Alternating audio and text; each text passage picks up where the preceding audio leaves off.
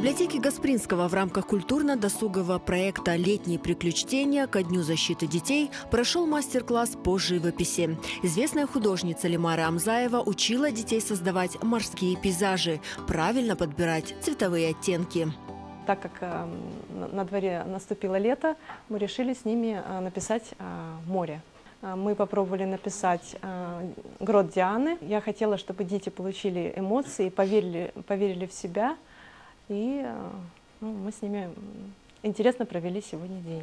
Хоть и пример у участников был один, работы детей получились разные и по-своему интересные. У каждого ребенка свое видение и взгляд.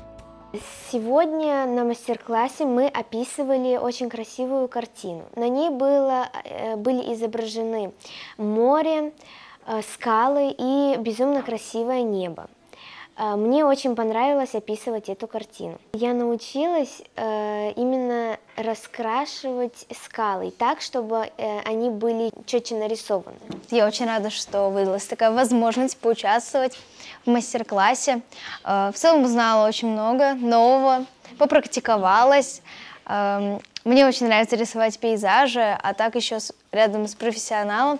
Было очень классно, удобно, интересно. На мастер-классе дети получили яркие эмоции, полезные советы и, конечно, красивую картину, написанную своей рукой.